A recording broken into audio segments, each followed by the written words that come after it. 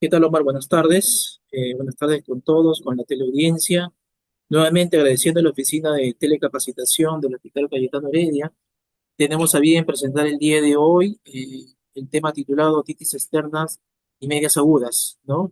Este tema bastante prevalente y estacional en nuestro medio tiene pues esta mención que va a ser desarrollada por nuestro residente de tercer año del servicio de otorrinolaringología del Hospital Cayetano Heredia, el doctor Víctor Hugo Montaño Manzaneda, ¿no? Adelante, Víctor. Muchas gracias, doctor, por la presentación. El tema que vamos a tocar el día de hoy es un tema básico, pero que se tiene que dominar sobre todo para lo que es el primero o segundo nivel de atención, para de esta forma evitarnos también hacer a veces referencias que se han visto en el servicio que llegan y que precisamente no son los diagnósticos con los que se mandaban, ¿no? Se ha observado que muchas veces se confunde mucho la otitis externa con la otitis media. Y entonces el tratamiento, como van a poder ver más adelante, es muy distinto, ¿no? En el manejo de cada una. Entonces, el título de la exposición lleva por otitis externa y media agudas, puntos clave para el buen diagnóstico y el tratamiento. Mi nombre es Víctor Hugo Montaño Manzaneda y soy residente del tercer año del servicio de otorrinolaringología del Hospital Cayetano Heredia.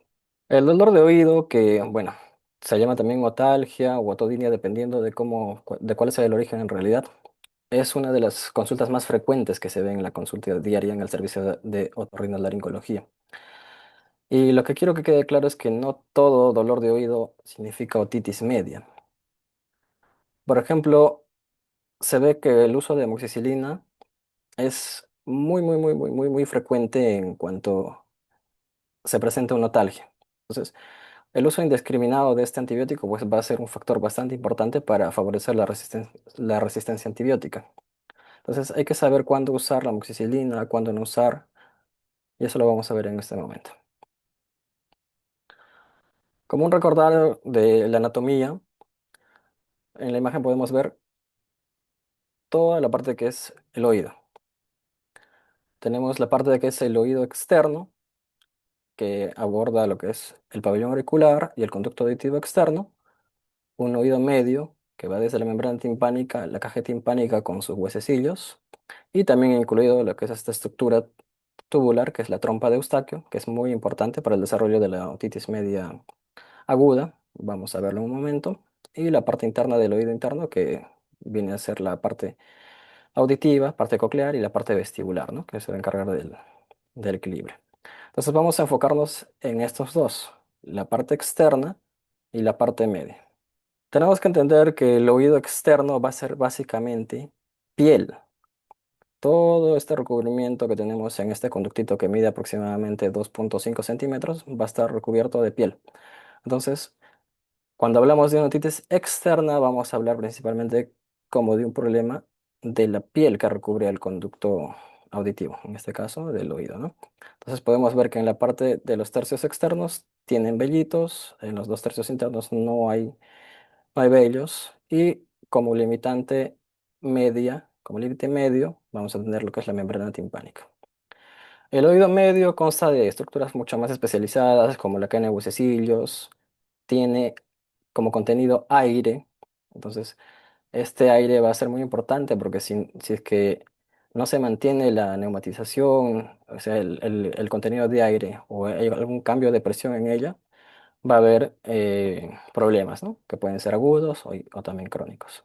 Entonces, brevemente y algo sencillo para tener una fisiopatología comparada, la otitis externa aguda vamos a tener como origen por una alteración de la barrera cutánea, que puede ser por algún trauma que se haya hecho con algún objeto o puede ser también por la humedad, ¿no? Que es bastante frecuente sobre todo en las épocas de verano, como estamos en este momento. Mientras que la otitis media aguda va a ser una disfunción de la trompa de Eustaquio. La trompa de Eustaquio es una estructura que se va a encargar de regular las presiones, tanto de lo que está dentro del oído medio con lo que está en la atmósfera, ¿no? Tiene que haber un equilibrio de presiones. Ambos van a tener origen en patógenos que son mucho frecuentes, como por ejemplo las bacterias. En el caso de la otitis externa aguda, la pseudomonas a la cabeza, seguido del aureus, entonces más o menos el tratamiento tiene que ir enfocado a estos a estos microorganismos, ¿no? Muy diferente si se trata de un neumococo o un Haemophilus influenza, que su tratamiento en este caso pues estaría más justificado para el uso de la amoxicilina que mencionábamos más temprano, ¿no?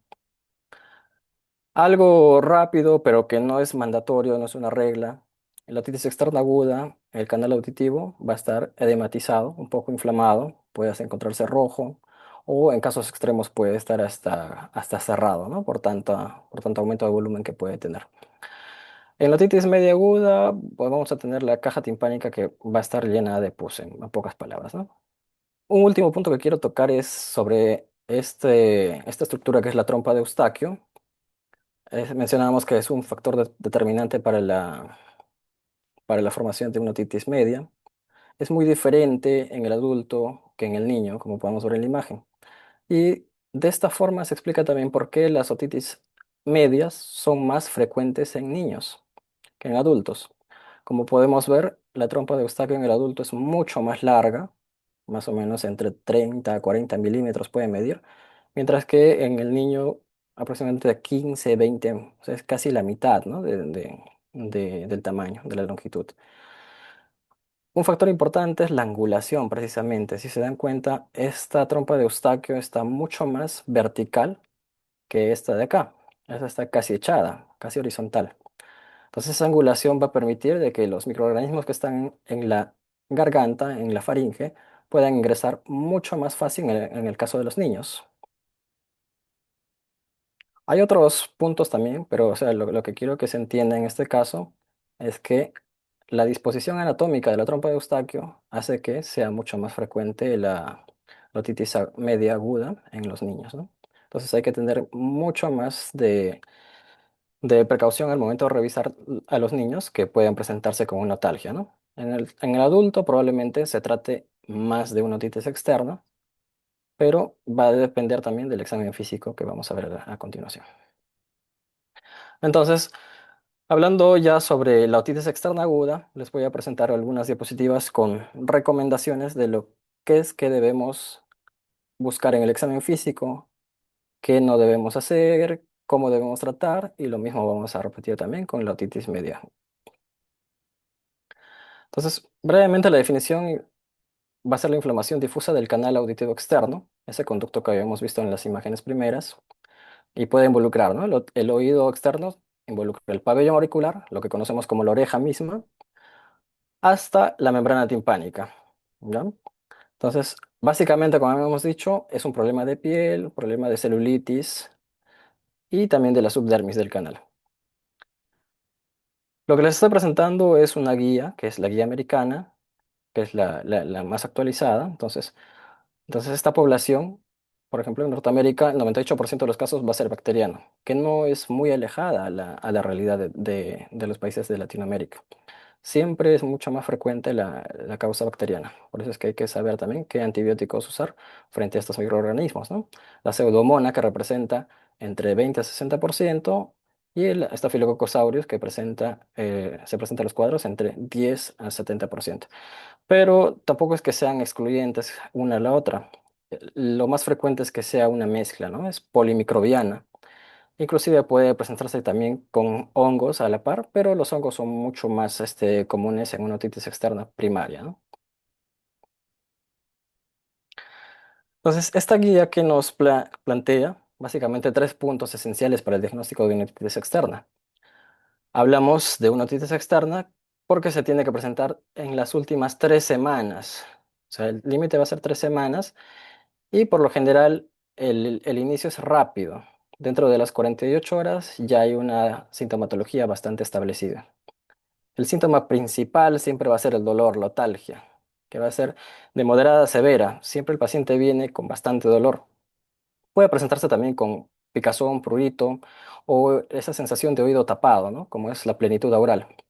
Puede o no haber síntomas como la baja auditiva, puede haber también dolor mandibular y signos como la sensibilidad del trago, ¿no? Cuando alguien examina al paciente, lo que tiene que hacer es revisar y sospechar de que se pueda tratar de una otitis externa es el signo del trago, ¿no? Creo que lo conocemos la mayoría. Este es el trago, este cartilaguito que se encuentra por delante del conducto auditivo.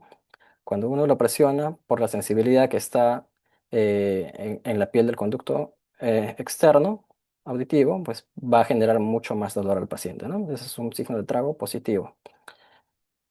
Cuando se tracciona también, cuando se jala el pabellón, también va a generar dolor. Puede verse directamente el aumento del volumen, el enrojecimiento difuso del canal auditivo. No es necesario que haya otorrea, ¿no? A veces hay secreción dentro del oído, puede o no haber, y eso no excluye el diagnóstico de una otitis externa. Que haya también ganglios puede presentarse, la misma membrana timpánica también puede verse roja, y eso no significa necesariamente que sea una otitis media. O la celulitis también, ¿no? El aumento del volumen del mismo pabellón puede extenderse hasta acá la oreja, inclusive hasta zonas anteriores, posteriores. Siempre hay que sospechar frente a una otalgia los diagnósticos diferenciales. Otitis externa, a la cabeza siempre una otitis media aguda. Para eso nos va a ayudar mucho este aparatito, que es el otoscopio, que no es exclusivo del otorrinolaringólogo. Un médico general desde el primer nivel puede utilizarlo y tiene que saber cómo utilizarlo, ¿no?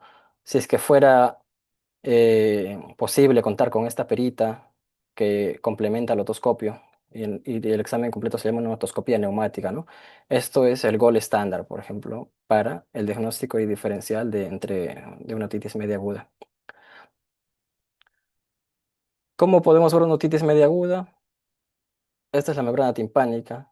Se ve que está abombada, está hinchada, se ve que hay contenido, probablemente purulento, dentro del oído medio. Cuando se sospecha, por ejemplo, de una dermatitis de contacto o eczema, se va a ver así.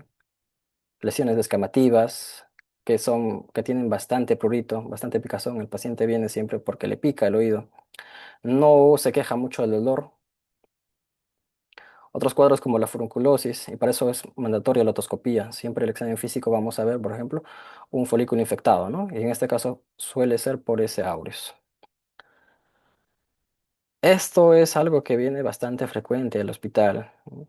Inclusive como interconsultas de otros servicios. El paciente presenta dolor, es usuario de prótesis dentales o de brackets que no han sido revisados en los últimos meses o años y se genera un dolor bastante intenso que simula una otitis, pero se trata de un síndrome de la articulación temporomandibular, ¿no? Entonces es bastante frecuente ver estos casos, por eso es que la otoscopía, ver de por sí el oído, nos va a ayudar a diferenciar. Y otro caso que siempre hay que tenerlo en cuenta es el herpes zóster, ¿no?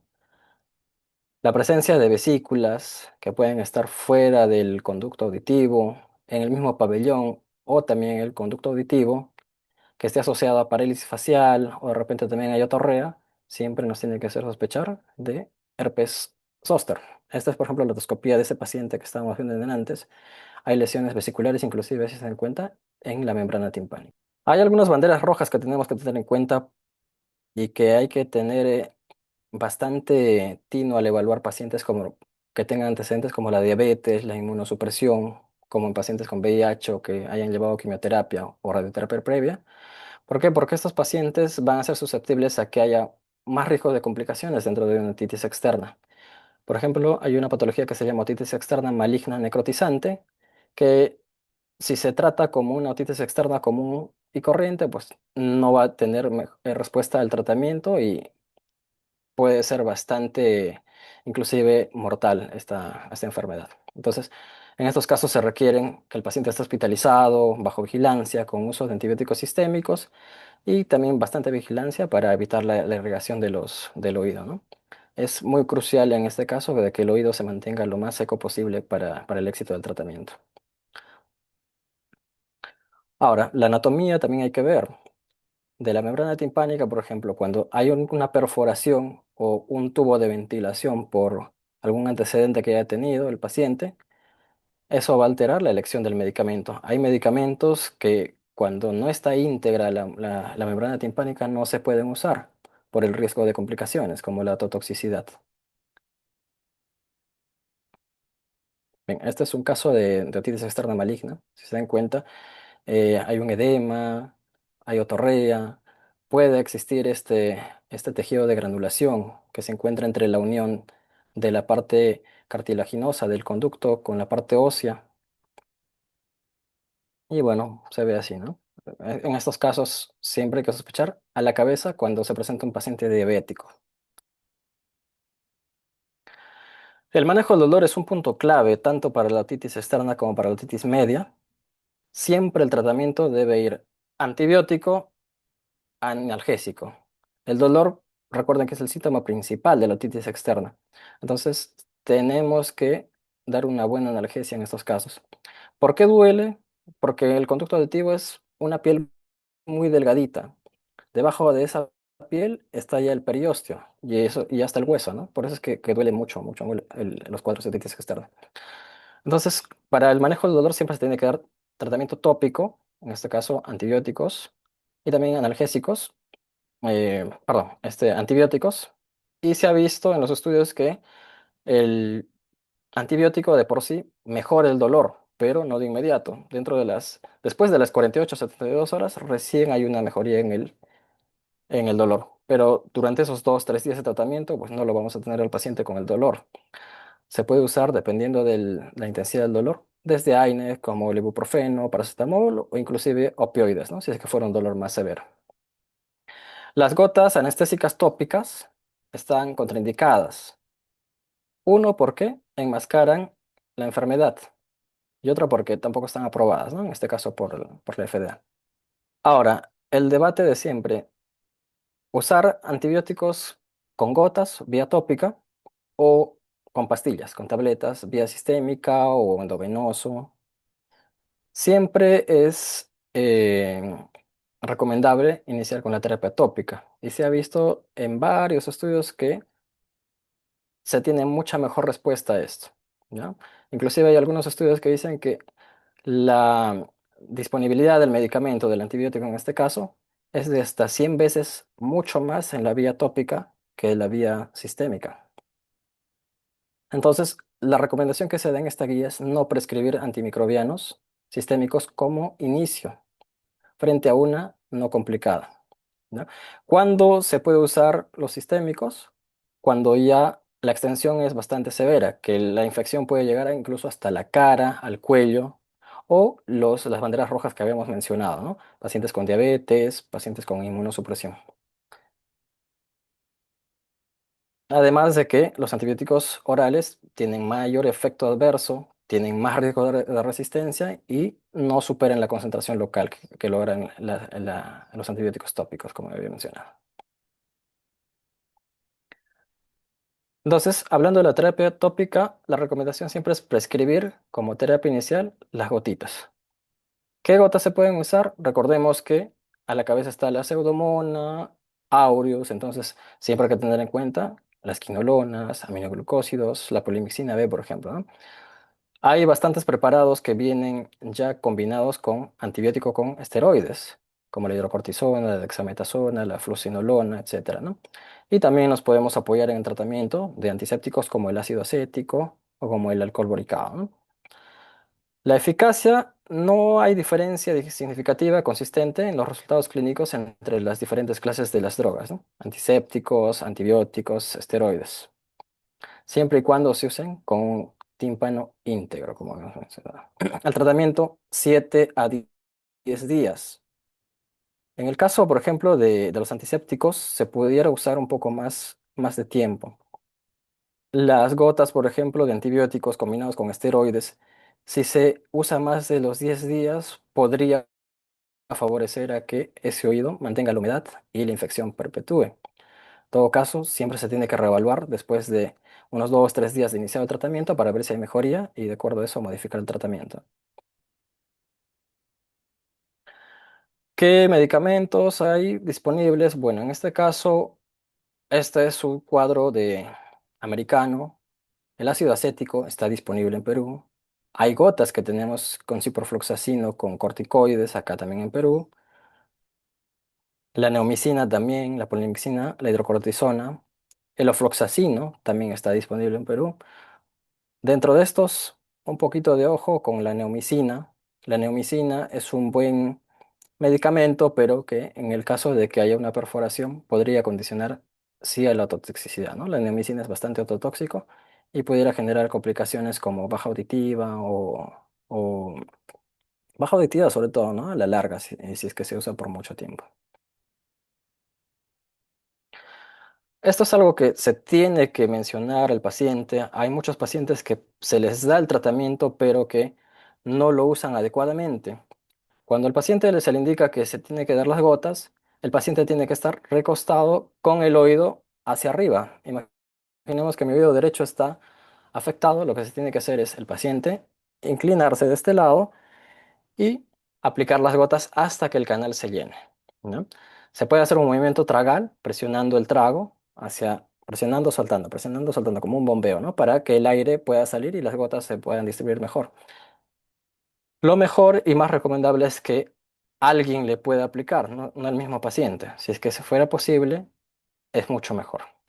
Y en esa posición permanecer 3 a 5 minutos para que el paciente para que el medicamento se distribuya bien, ¿ya?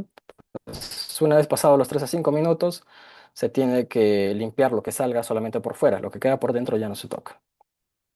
Ahora, si el canal auditivo está obstruido por cera o por un edema, porque se ha hinchado mucho por la inflamación, hay que hacer los lavados, en este caso limpieza, dependiendo del caso. Es preferible hacer una aspiración bajo otomicroscopía o se puede colocar también mechas de celulosa comprimida si es que no pudiera entrar, ¿no? Entonces, como una mechita que se le pone y las gotas se va distribuyendo por la misma gasa hasta adentro, ¿no?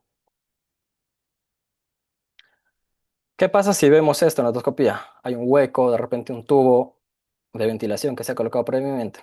Entonces, si es que pasa eso, no hay que prescribir ototóxicos. Neomicina, aminoglucósidos a la cabeza, ¿ya? Todos son ototóxicos. Alcohol, ácido también son ototóxicos. Y también pues van a generar dolor si es que entran al oído medio. Los que se van a usar más, el ofloxacino, el ciprofloxacino, quinolonas, son seguras, no son ototóxicas.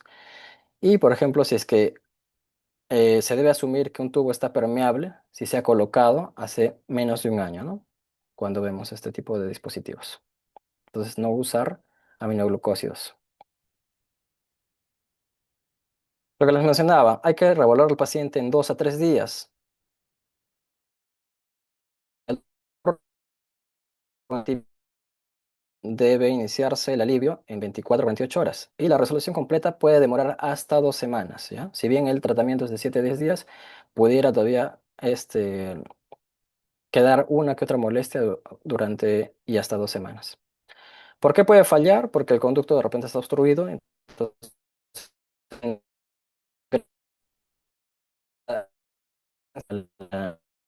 del medicamento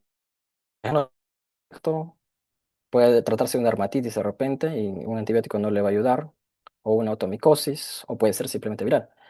Y la sensibilidad de contacto con las gotas, ¿no? Sobre todo la neomicina. ¿Cómo podemos prevenir? Les decía, un punto clave es evitar que el agua ingrese al conducto. Se tiene que mantener esa barrera cutánea, la piel tiene que estar íntegra. Entonces, para evitar cuadros de otitis externa, podemos usar tapones cuando se nada. Está recomendado dentro de la guía el uso del secador del pelo, por eso le ponía esta imagen, pero a baja potencia, ¿no? Es de mucha utilidad. Gotas acidificantes antes o después de nadar y evitar la limpieza agresiva, ¿no? El uso de cotonetes, hisopos, ganchitos no se debe hacer. Y si es que se está cursando con un tratamiento, entonces no se debe exponer durante una semana, 10 días a los deportes acuáticos, ¿no? Este es un algoritmo de manejo, les quería presentar brevemente nada más. Por ejemplo, si tenemos pacientes de 2 o más años con otitis externa aguda, se debe prescribir analgésicos primero, siempre, recuerden manejar el dolor. Si es que la extensión está fuera del canal auditivo, los factores del huésped requieren terapia sistémica, como los diabéticos, entonces hay que prescribir antibióticos sistémicos contra Pseudomonas, contra Staphylococcus aureus. Si está la membrana perforada, tenemos que hacer tópico, pero sin ototóxicos, ¿ya? Si es que no está perforada, tópico nada más y hacer su seguimiento. Si el conducto está obstruido, tenemos que desobstruirlo. Lavados, aspiración, o se puede usar la mecha que habíamos mencionado, Y si es que no está obstruido, siempre hay que educar al paciente de la forma adecuada que se tiene que aplicar las gotas. Vamos a esperar 48 a 72 horas para reevaluar. Si es que el paciente está mucho mejor, se completa el tiempo del tratamiento. Si no, hay que reevaluar y plantearnos un diagnóstico diferencial, ¿no? Podemos tratar otra enfermedad o de repente cambiar la medicación o ver por qué está fallando el tratamiento. Ya hablando de la otitis media aguda, el diagnóstico se va a ver básicamente por esto, ¿no? La membrana timpánica. Vamos a ver que tiene un diagnóstico de certeza cuando hay un abombamiento. Esta imagen es una membrana timpánica normal. Como vemos, está brillante, está íntegra, se puede ver, está translúcida, se puede ver el contenido que hay acá adentro, en este caso, pues aire y las estructuras como los huesitos, ¿no? Que hay. Las siguientes imágenes son grados de severidad ya de un abombamiento y se ve también que hay contenido dentro de la caja timpánica. Entonces, el diagnóstico nos vamos a basar más que todo en el abombamiento, que puede ser moderado o severo. Va a haber una nueva aparición de otorrea no explicada por otitis externa aguda. Entonces, ante una otorrea siempre hay que hacer el diferencial entre externa y media. El abombamiento leve de la membrana timpánica, acompañado de inicio reciente del dolor de oídos, menos de 48 horas, o un eritema intenso, ¿no? De la membrana timpánica van a ser el diagnóstico. Los niños que no hablan, pues no se van a quejar muchas veces del dolor, sino que se paran tocando, se paran rascando, se paran jalando el oído, ¿no? Entonces, siempre hay que tener en cuenta los niños, ¿no? Que son nuestra población objetiva en este caso, ¿no? Habíamos mencionado ya el porqué. Durante la otoscopía, este es un estudio que se ha hecho. eh, Miren, la mayoría de los pacientes en este caso se ve que el color del tímpano está bastante rojo, inclusive puede ser hemorrágico con presencia de algunas estrías de sangre. La posición a la cabeza en ambos estudios abombado, abombado. Y la movilidad pues obviamente va a estar alterada, ¿no? Por eso es que la otoscopia neumática es de mucha ayuda diagnóstica en este caso. ¿Qué no se debe hacer? No se debe diagnosticar la otitis media aguda en niños que no presentan líquido o derrame en el oído. Cuando se usa la otoscopia neumática o la timpanometría, que es otro examen que nos ayuda a ver la movilidad de la membrana timpánica, esto nos ayuda a confirmar la disminución de la movilidad y el derrame. Lo importante acá es no confundir con esto, ¿no? Hay muchas veces que un paciente presenta líquido dentro del oído y se trata de una otitis media con efusión. Normalmente en este caso el paciente no viene con dolor, viene con una sensación de que tiene el oído tapado nada más, ¿ya? Y vemos que hay contenido efectivamente, pero es un contenido más ceroso, es mucho más claro, no es francamente purulenta y también hay presencia de burbujas, ¿no? Niveles hidroaéreos. En este caso el tratamiento es muy diferente y muchas veces no requieren de antibiótico. El manejo del dolor también es el pilar fundamental, igual que la otitis externa. La, la recomendación es muy fuerte y nos dice que la evaluación del dolor tiene que ser el paso obligatorio en el manejo de toda otitis media aguda. Si es que hay dolor, se debe indicar tratamiento analgésico como ibuprofeno, paracetamol o también opioides según el grado de intensidad. Entonces es algo que no se tiene que olvidar. En este cuadro nos explica, por ejemplo, todos los analgésicos que se han usado en este estudio, desde el paracetamol y ibuprofeno, que son eficaces para el dolor leve o moderado. Remedios caseros también se han probado, pero pueden tener una eficacia limitada, ¿no? Agentes tópicos, como habíamos visto, no se recomienda mucho, ¿ya? Este último punto sí quiero recalcar. Hay muchas veces que está tan abombado, hay mucho contenido líquido purulento dentro del oído que pudiera ser necesario realizar una intervención, hacer un pequeño corte en la misma membrana timpánica para que pueda drenar eso, ¿no? Pero obviamente tiene que ser manejado por el especialista. Y en casos también de las otitis medias recurrentes, ¿no? Hay muchas veces que por más de que sea tratamiento, siguen y siguen haciendo cuadros de otitis media aguda, entonces podría ser necesario de repente hacer una timpanostomía o una viringotomía. Entonces, ¿a quiénes dar antibiótico? Desde el primer momento, cuando tenemos una otitis media aguda severa. La definición de una otitis media aguda severa es cualquier niño que tenga mayor de 6 meses, que tenga un oído afectado o ambos oídos, pero que presente un dolor de oído moderado a severo por más de 2 días o que tenga también fiebre más de 39. En ese caso, damos ya antibiótico.